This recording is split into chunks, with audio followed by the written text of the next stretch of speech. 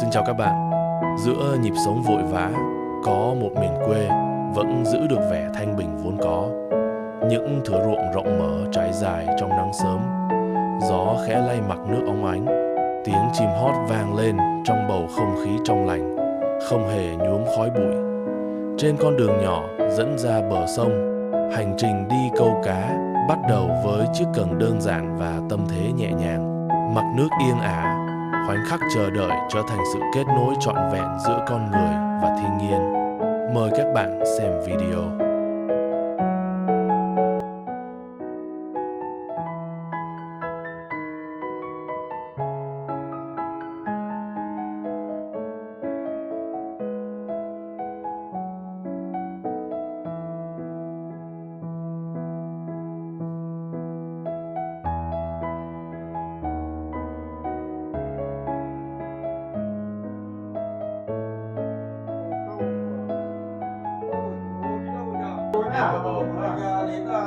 Đây. Đại ca ở đây này. Câu cho em thế nào nhỉ?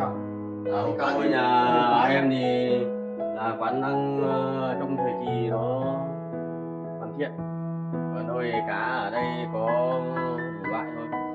Cá có chấm chép và cá nheo. Thì rô phi có. Cái hồ bên này mẹ bây giờ có nhà khác này. Hồ của em hết. Toàn bộ của em là 2 hồ. Câu hồ nào cũng được đúng không? Câu hồ nào cũng được. Thì cho anh câu chút kia nhé. Thế câu như này tính như nào em nhỉ? Và ở đây câu cá thì phục vụ vui vẻ thì tính cá thì anh em mang về thì tính theo cân, còn đâu thì nếu anh em ăn uống thì bên đây có thợ thuyền họ làm, còn đâu cái đầu cân thì tầm khoảng 20.000 một đầu cân. Nếu anh đây vui vẻ với anh em. Hay, cái này rất là đẹp á.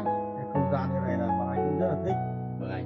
Còn cái tiếc là đi rủ nhau anh em đi câu giải trí. Thế là rộng thế nhỉ? Phục vụ ăn uống luôn nhỉ? Quá rộng luôn. Ở đây em có thợ thuyền làm. Có rất là nhiều món đây đúng không? Vâng anh. Món đủ đồ và đồ còn là cái đồ mình nuôi và trồng đấy thì các bạn ở đây các cái ao hồ của em nó rộng, cái trại tốt mà mình sẽ làm theo một cái form của tự nhiên, không có độ công nghiệp để phục vụ anh em ăn uống. Tốt quá. Thế bây giờ cho bọn anh sang kia bọn anh câu nhá. Vâng anh. Rồi ok em. Sang bên trải nghiệm có gì thì bảo em.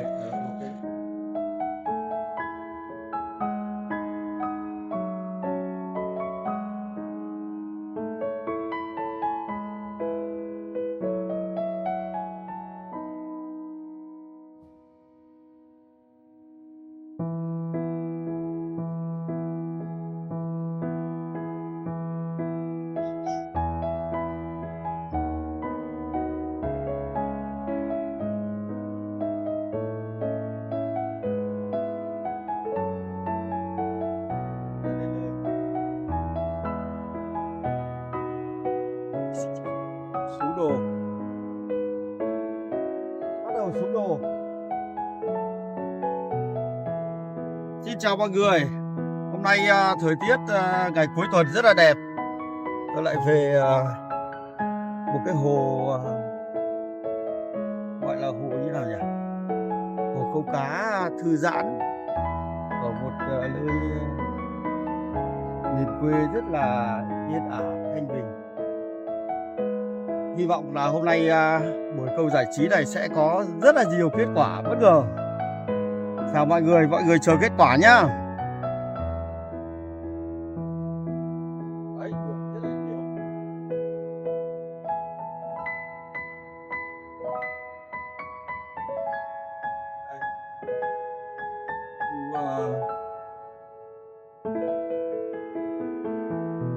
Nó là sản tim và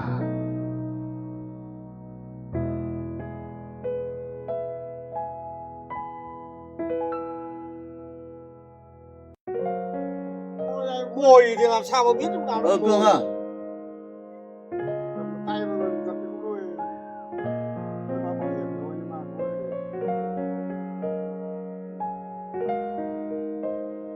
nhầm đi. Ôi giời, bữa nay về tầm phút đấy gọi đến á.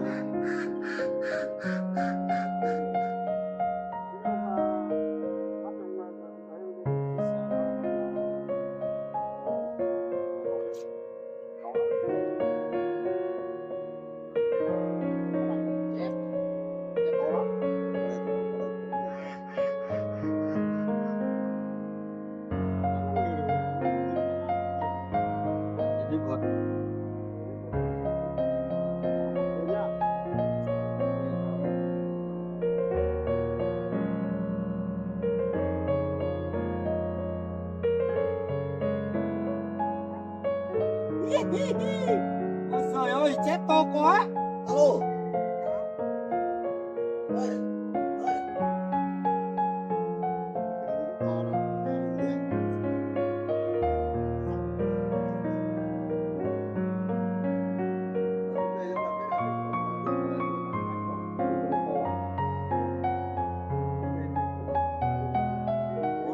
Biết gáy mà. Cột là nó dính vào cái này là Dính cái cột này. ông chưa gì ông chọc chọc thì bây giờ em không đặt xuống nó nổi như thế, không đặt xuống cái làm nào.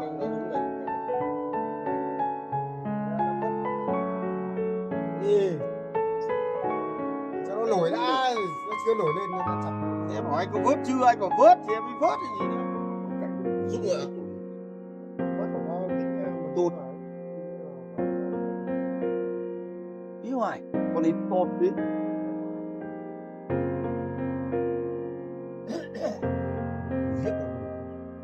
Thế tôi biết đã sẵn sàng, mọi việc đã sẵn sàng.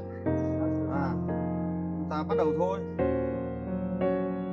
Xem mà dưới bộ này có bắt quái không.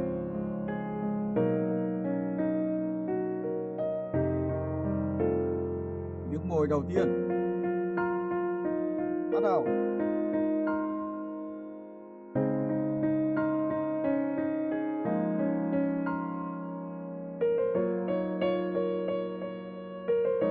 Rất đẹp, vừa vậy. Tiếp tục ra một cần nữa.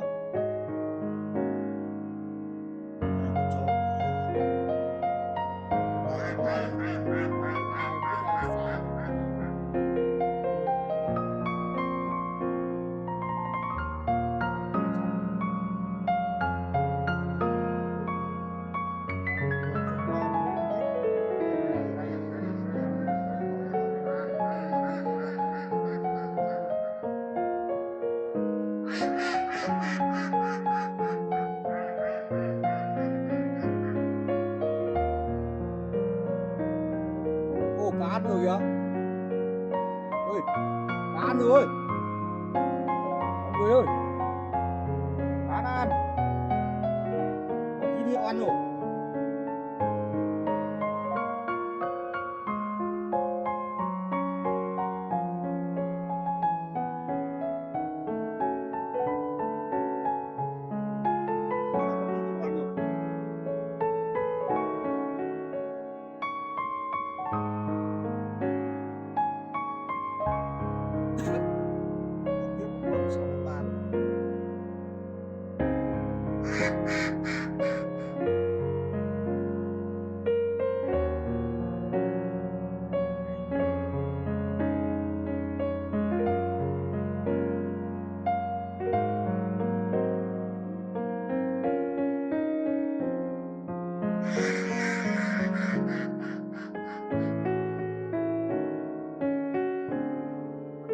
Thì vớt ra có cái khô cho nó có cái điều không.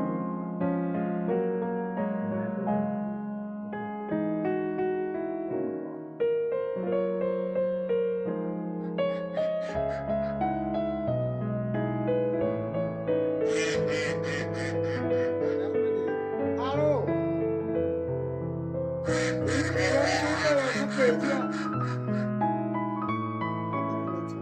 Con đấy phải 4 cân.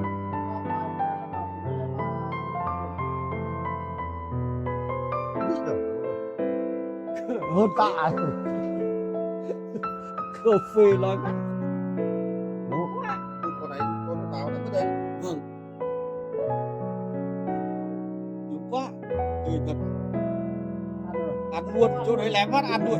Ăn luôn.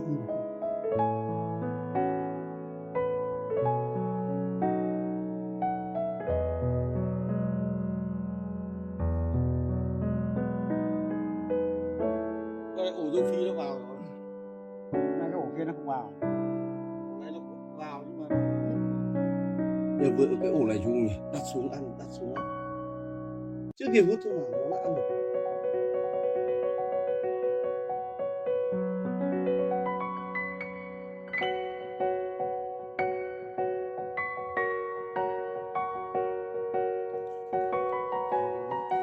Tao nó đấm ra bé rồi nó bé bé chút câu nước bé. Tất cả đều nước bé thì nó to.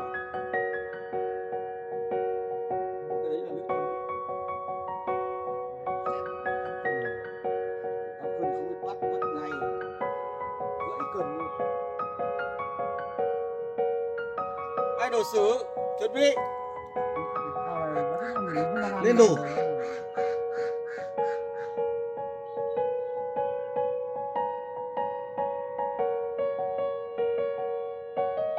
Nhá, bây giờ tay mới à, tay xem tay không mới em có lên cá không nhá, để tự câu đi nào để Không để đủ cắt chân mình.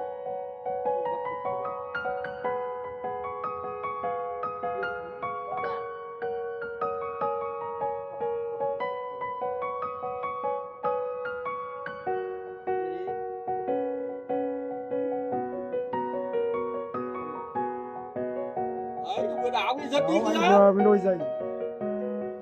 Qua cái đấy, con ra đằng kia cho bác xử lý nhá. Sao bác là ngồi dưới mà sao phải to hơn ngồi trên, quăng ra là bác xử. Đấy, chỉ đó mà. Vuốt phao cho nó xuống thêm khoảng 10 phân nữa, không nổi phao nữa bắt không được. Đấy rồi. Nhà này có ấp, Châu đi xe ngày nghỉ trong châu cắt cỏ. nhà ấp. Bọn tôi là đi câu không phải bằng cần này đâu. Có cái cần như này câu. Xưa là còn cần bằng cành tre. Thế là có một lần là biết là do đợt đấy là do khí hậu thời tiết làm sao mà tôi với một người bạn đi câu cá nhưng mà bị hết mồi. Đấy là hết mồi, còn mồi. Thế là hai anh em mới nhau bắt được hai cái châu chấu, xong rồi mẹ cũng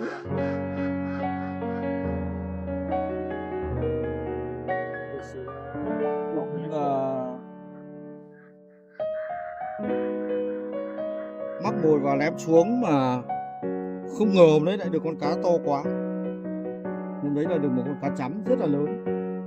Con đấy nó phải tầm không, ngày đấy thì không cân nhưng mà tôi đoán chắc có tầm khoảng 11-12 cân gì đấy. Người nó dài tầm khoảng gần 1 mét. Đầu nó bé, cá ngày xưa ngon lắm. Hai anh em mà quần nhau với nó đấy đến tiếng đồng hồ mới bắt được.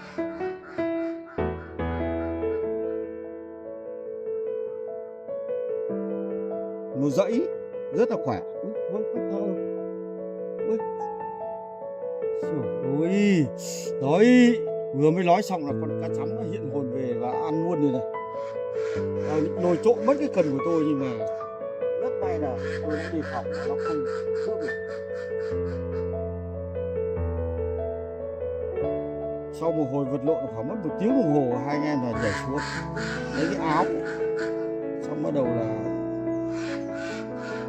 cho nó chui trong cái áo. Nó yếu nó mệt rồi chui trong cái áo, xong bắt đầu bọc kéo lên. Nhưng mà cái áo thì bởi vì áo thì con nhà nghèo, áo thì áo nó mục, quấn cái con cá bê lên là cũng rách than cái áo, không còn áo. Về nhà bị bố mẹ đánh gần chết, vừa được cá mà vừa bị ăn đòn. Đấy là những cái lịch sử là tiểu sử thuở nhỏ đi câu. Không biết là các bạn đi câu thì thuở nhỏ của các bạn ra làm sao tôi không biết. Đấy là những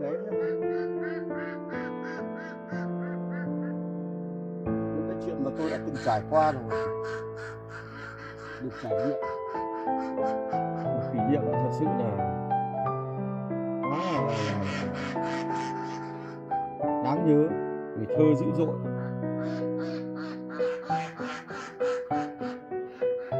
Sâu bằng này không anh nhỉ? Chắc phải sâu hơn ý nhỉ? Chưa giờ đáy. Thật ra cái cần này câu chỗ này, còn cái cần con này câu chỗ kia. Cần này không biết câu là lên nóc nhà ngay.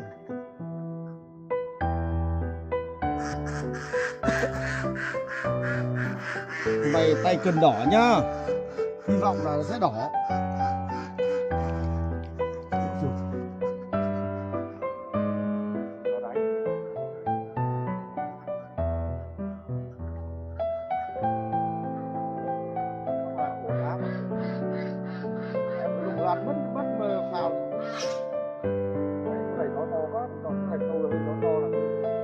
Đồ ăn nhiều quá.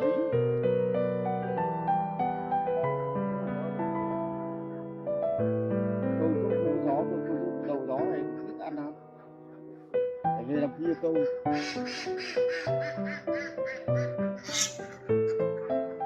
Có thể nó xuống đó.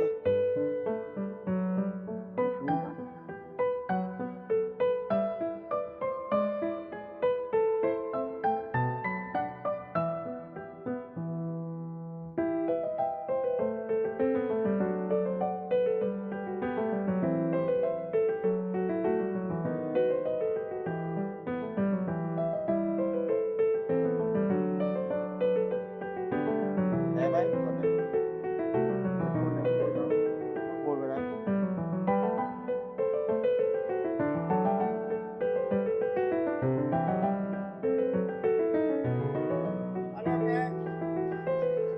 Nào, bây giờ cho con bé ra kia câu nhá. Bé được quá. Thế mà vẫn không được, quá tàn là cũng 3 lần rồi cơ, thế mà vẫn không được các bạn ạ. Ui, con cá gì thế? Chìm thế chứ còn lon gì nữa.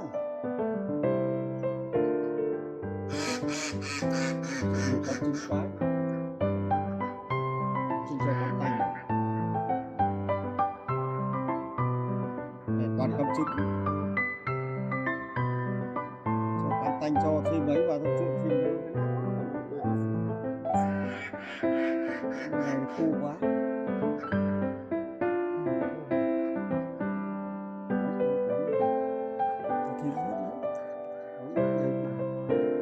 Rô phi nữa, tiếp tục một con rô phi. Lại đi rồi. Đi. Quá đẹp. Đây là bây giờ đến chín nào.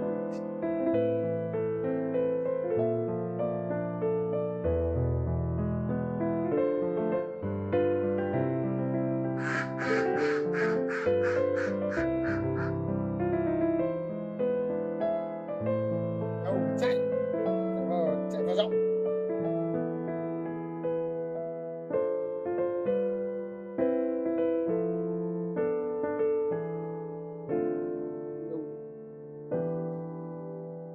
Rồi cái trên nó hãm rồi còn trôi lên được đâu mà sợ. Con này trong con tép.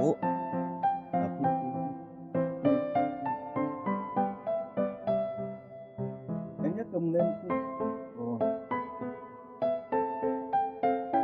Đồ nó quay lại. Cắt con thứ tư. Cho nó dọc cho nó về tí đã. Quay lại đây này. Con thứ tư rồi.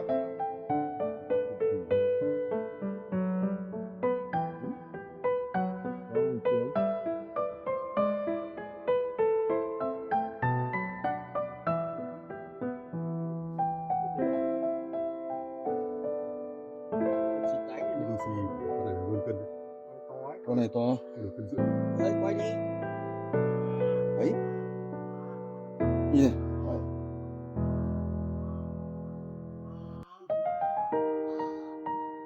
Không, kéo vừa anh phải cho ngắn thôi. Anh cho dài nó mới đúng.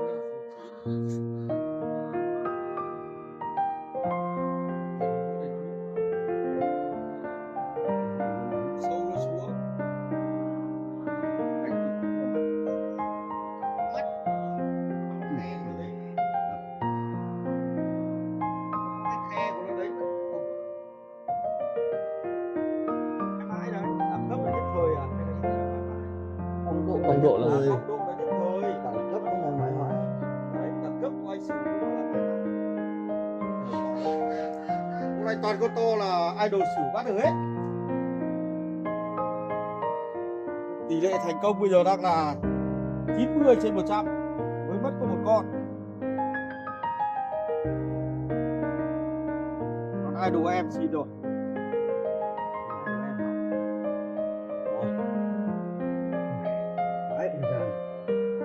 Dạ. Này sắp 2 lại phải nghiên cứu. Này lại phải nghiên cứu. Một đôi.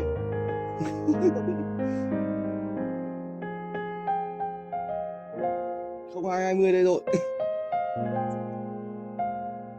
Đấy. Rồi phát 2 chú.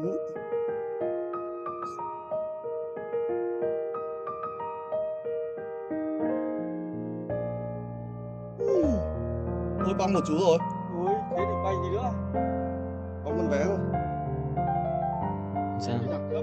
Ê, mình đẳng cấp. 2 con. 2 lần để nhiều người nhá. Lần trước làm một đôi.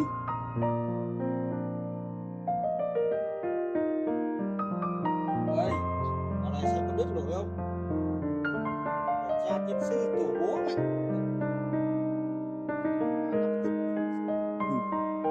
Tiếp tục. Các idol tiếp tục. Bây giờ đang chuẩn bị sắp giờ trưa rồi. Các idol cứ tiếp tục đi. Chuẩn bị chúng ta ăn cơm. Bây giờ đường độ khoảng tầm đấy ăn luôn đấy đấy. Cái ổ đấy rồi. Đấy kia. Chưa, còn thôi. Không phải bồ đào pháo đâu Việt Nam. Đấy, bây giờ mới làm môi này. Chết rồi đấy. Ở đây chết rồi đấy. Chết rồi. Mèo nó chết rồi còn đâu. Chết rồi. Ê, nhắc Lấy ô. chả giật. Lên à. Cứ lấy nó phải ngon. Anh cho nó xuống nốt tí nữa.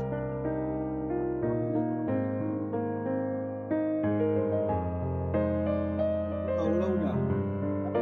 Sát bờ ấy anh ạ. Sát bờ nó ăn nhá. Nó quấn ổ ra thì nó quấn. Đây hơi lâu hơn nào đó.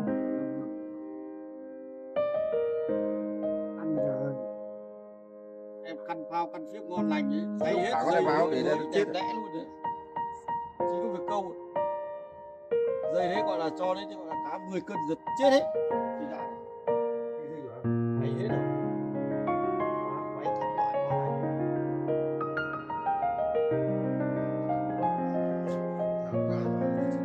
Có cái kim cặp vào cái vây dưới của nó ấy. Đấy, ăn luôn. Em mà ra đấy phát là ăn ngay được. À rồi lại ăn luôn.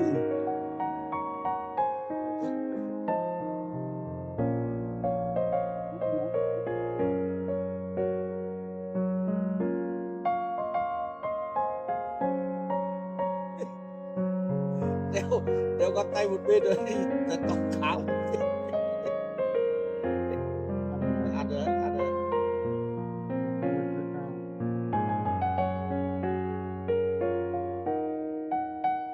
Lại cứ đặt xuống rồi. Cái Việt Nam này Chỉ nó đặt xuống. Tàu. Sẽ gì nữa? Tàu. Đã đánh. Chết rồi. Để cho ông cấm. đấy, thế mới nóng. Người đẹp đặt cho. Sao hồ dòng thoải mái không bao giờ sợ. Gãy cần thì không gãy được rồi. Các con. Ở bên đây được kỳ kỳ chỗ nào đấy, ông tưởng là nó thế thôi, nó lôi cứ vào. Không Đi ra ra được ra làm sao được. Rồi, dây là dây ông tổ đây. đã biết dòng này nó như thế rồi. Cái cần này không bị dùng tay. Dùng cái tay. Đi vào trong bờ. Lưỡi đấy, cần đấy. Đừng có gả về sau gãy cần. Chỉ được dựng đứng thôi. Gả về sau là khục. Thế không đòi. Giờ thuận giờ. Vào mày chạy đi. Đó, đúng chưa? Tía. Lưỡi thoát được một câu 2 con. Cần 2 con 2 lưỡi. 2 con này nữa. Hai con này nữa.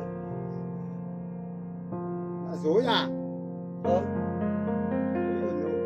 Đấy, tía thoát. Chúng tôi quay đi. Có thể phải đến 7 cân. Ấy, đóng luôn. Tía quay tía, ui giời ơi. Lại lên, hàng lên liên tục. Con hàng khủng. Khó thế nhỉ? Một giây cuối điểm đứt. Đây này con đi. Tổ nó không chả. Cá cũ không thể gãy được, không đến đất được.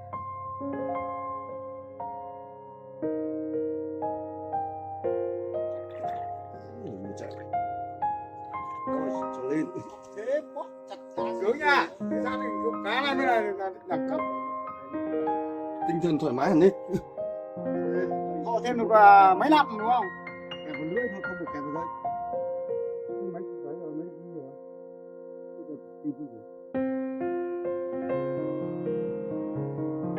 Quay mình đấy, quay Ui sâu đúng rồi.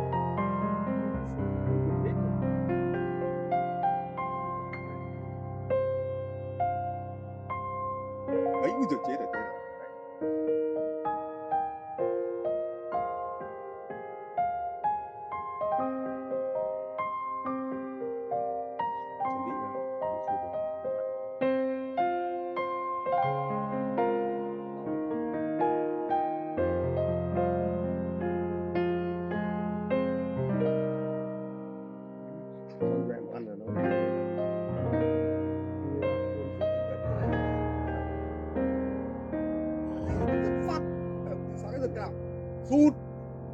Đấy, ăn luôn. Đơ luôn này, nếu con lồi một đơ đúng huyệt. Nhìn nào, thấy chưa? Không.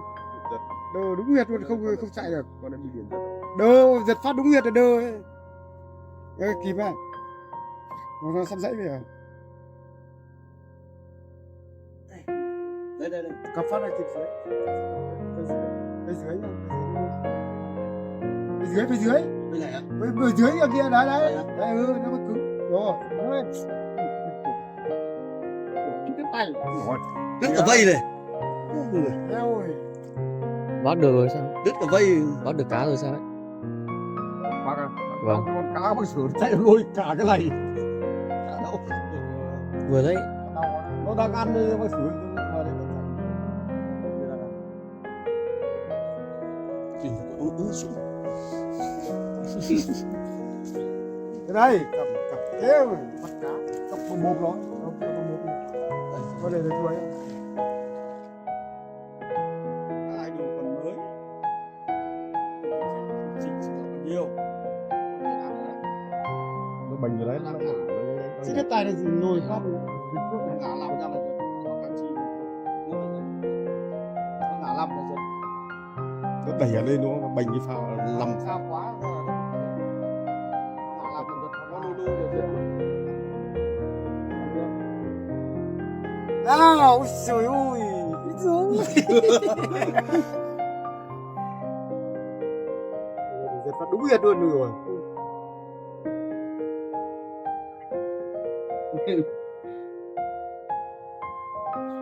Đấy, ui. Đẹp thế nhỉ? Ca mạnh thế. Ôi, đẹp thế. Cái nào nữa rồi. Mất lưỡi luôn. À, Mất lưỡi. Ôi trời ơi. đủ sâu. Mất con lưỡi. Thật. Con này sụt quá đẹp luôn. Giật quế chết luôn. Vừa đấy, giật đến dây lái nó còn giật đấy. Bên ghé tôi chỉ nhắc.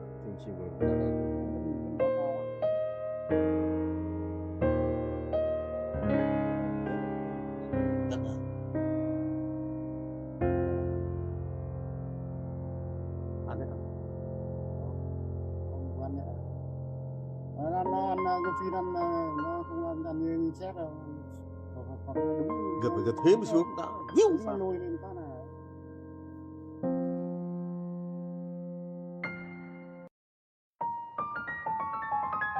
Đó, tôi bảo gọi nó mang đồ đây mà chán nhiên gì nữa. Hôm nay rồi. Chán tôi lo rồi. Tim nằm hai miếng.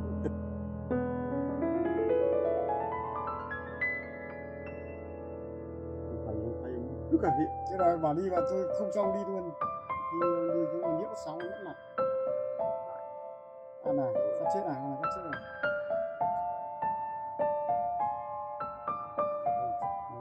Có xuống thành 5 phân. Ăn đây, sắp sụt rồi đấy. Còn một phao là còn một cái đỏ đỏ rồi. Nhìn gì nó xuống 2 bánh ăn thì giật. Nó đang gặm. Con em xuống đẹp thế. Phân bất phao giật. Không phải mất phao mà giật được đâu. Nhiều con ăn nó hay phát không mà nó. Phao đẹp đấy.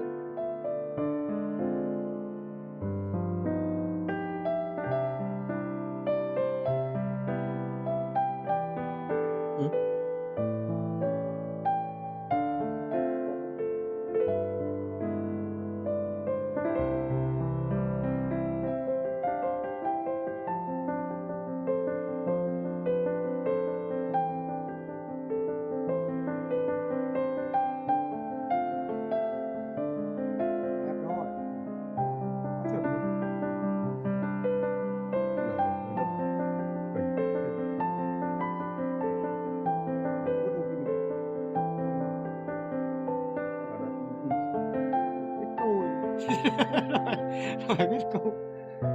Có bãi mà nó đâm sóng vào đấy. Lúc con em ngồi, thế ra tôi ngồi gió. Còn đâu em ta không phát được. Đấy. Anh vô đấy rồi, Im từ tôi đến bước nào. Em ơi, cho anh ít nước sôi sang đây với cho anh đồ sang đây để bọn anh ăn cơm.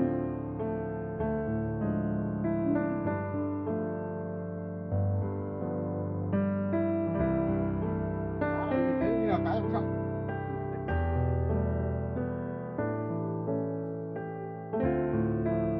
Bây giờ đội của mình sẽ xin phép được nghỉ để ăn cơm trưa. Mời mọi người nhá. Rồi. Nào, Hôm nay biệt là đội ngày, câu cá cuối của tuần tôi. chủ nhật anh em tôi trong đội câu săn hàng, nhưng mà hôm nay câu là người dân đi săn câu châu Phi thôi, nhưng mà không có đổ. Chắc là phải tạ hơn tạ. Tí nữa là mang lên quay nó để làm ăn.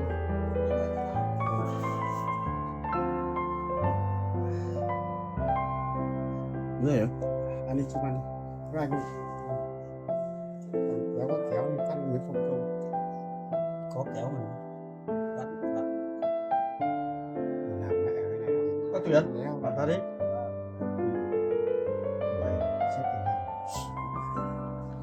Chẳng đá cho nó công cái lá. Tôi chở bác cái câu hôm nay rất sớm đó. Ngon, vịt rất là ngon. Ngon cân mấy. con cầm vào cái à. Ở đây là không có dao, đâm ra là lấy cái kéo cắt ra làm 4 thôi, làm quân.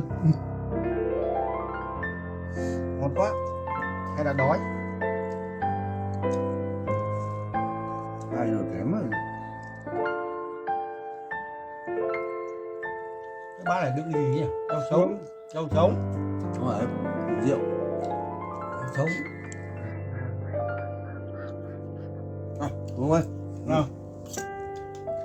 Ông tự bê cả bát. Khi ra đây mà làm chất rượu. Xe nào cái tao không nãy à? Chúng là bác cái dây. Ai à? Ngon quá.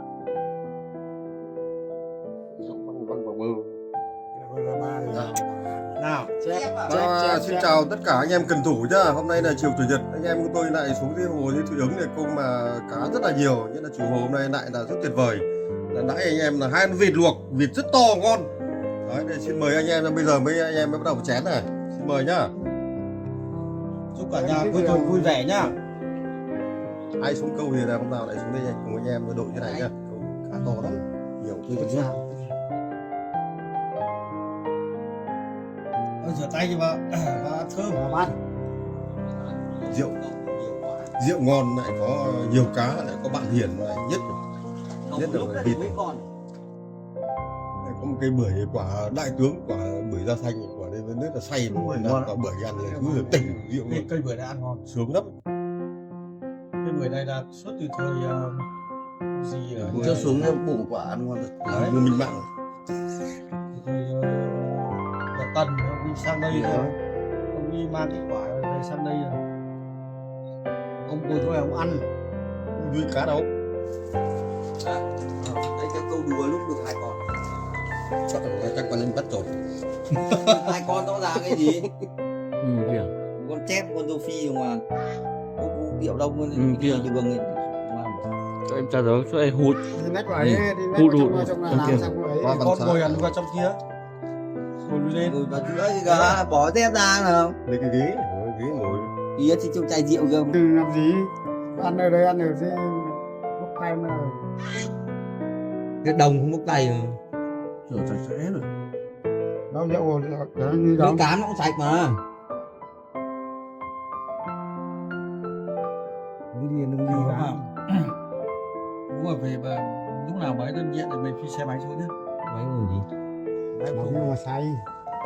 Cái xe máy ai đi về? Nói chung có đi về. À thế cháu đi xe máy chung dèo chung về, cháu đã đi ô tô về. Rồi chứ phải muộn cơ, không thể bận lắm. Về sớm thì đi. 5 giờ. Còng đuôi. Em mời hai anh Trần Diệu, cảm ơn các anh qua quán có đồng em giao lưu và trải nghiệm.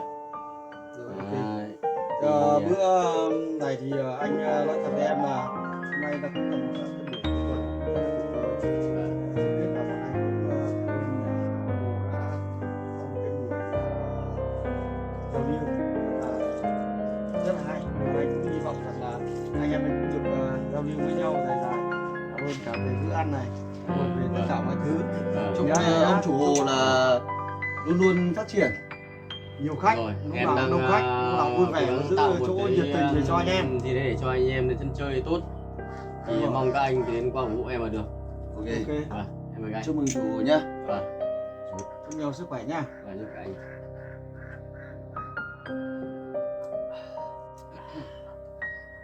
Hai ba rồi. Ok. Nhạc và lời thế mới sướng.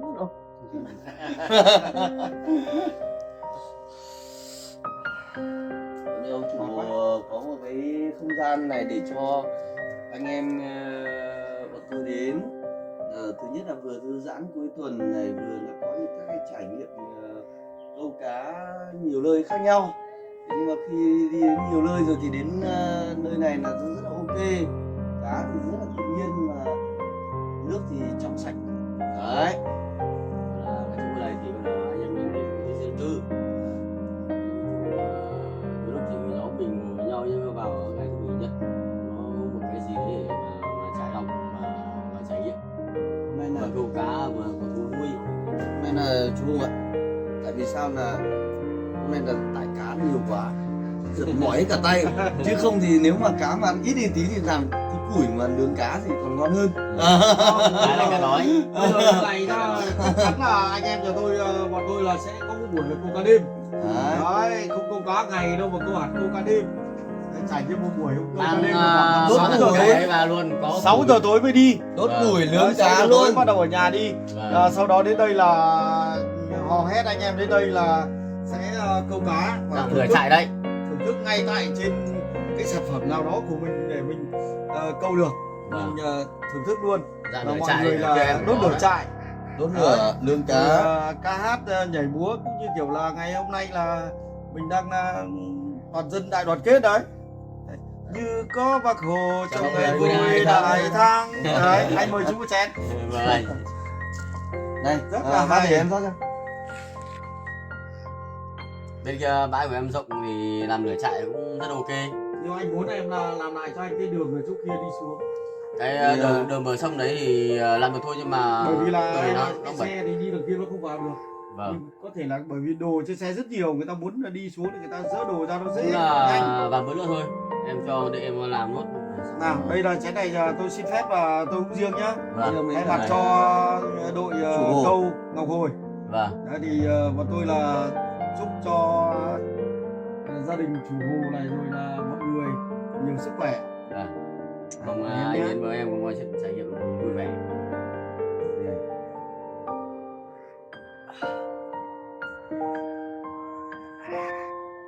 Bưởi ngon quá. Đây là cả nhà này, bưởi Được sạch, cái bưởi cây. không một cái gì ở ngoài nhà có Hoàn đấy. toàn tự nhiên nhá, miễn phí luôn. Đấy, gia đình Cái bưởi cam nhỏ ăn được không anh? anh chưa ăn nhưng mà lúc ấy Thử quả bưởi cam nhỏ Đây, làm đây. sao? Không, Vâng. đây là không bưởi cam nhỏ, bưởi này nó ở bên kia to hơn. anh chỉ ăn cái Cây này. cây chua này thôi. Cái này là cây Bưởi bưởi ngon này, cây này ngon. ngon à? Quá ngon luôn. Em hay tưởng nó là không bưởi to mà cùi nó dày. Cùi dày nhưng mà lại ngon. Ngon, Đấy. ngon là sướng rồi. Đầu tiên bóc ra tưởng cùi dày là không ngon nhưng mà Em ăn là- ngon. Đây này. Em Mục tưởng sở thị. em tưởng là cây này là bưởi gỗ, là có loại bưởi gọi là chỉ quả đẹp bề Rất là thôi. ngon, bưởi chua nhá. Nhưng mà Cây không bưởi ngờ- này là Nhưng mà ăn rốt ngon cách lắm. đây không Bên nhớ em là cái năm này. nào thì không biết, nhưng mà một cái ông là cái người bên Miến Điện hay gì đó, ông đi sang đây là ông ấy ăn cái cây bưởi ở đây, ăn quả bưởi ở đây và rơi hạt ra thì bây giờ là có sinh ra cây bưởi này cũng có phải đến 500-600 năm rồi, Ừ. không ít. Nhưng mà Rất người ta ngon, bảo là mời mọi người. chú Hùng ạ, người ta bảo họa bì họa hổ lăn họa tốt. Đúng là nhìn bề ngoài thì cứ tưởng Đấy, là ôi dồi. Cả rồi. bề ngoài cứ tưởng là cái cùi dày không ngon nhưng mà đúng ra cùi dày ngon. Vớt Cái này ăn được cả cùi. Ui được. dồi ôi. Cùi của nó là mọi người nhá, đây là hôm nay là thành quả của đội câu chúng tôi hôm nay đây. Wow. Hai ba. Ôi lắc đây, Ôi, năm ông đây là kết quả của đội câu chúng tôi hôm nay. Chỗ này được ôi, được chết này. ôi một con không sao cả. Ôi cả bác chép kìa. Không, ý là quả bác chép Đây, chép này khoảng 2 cân, con này được khoảng 1,5 cân. không sao, khi ở các con đấy mà mình thải hết ra. Cũng khá là nhiều. Xin mọi người cho một like, một follow nhá. Theo dõi hãy theo dõi chúng tôi rất là nhiều để xem tiếp những chương trình về sau nhá. Nào. Chỗ này nhiều cân Rồi này. không hết một tạ hết. Em nhìn cái bàn tay của anh. Đấy. Có này đôi cân này. Con này thì là cân Xin chào mọi người nhá. Hẹn gặp lại video sau.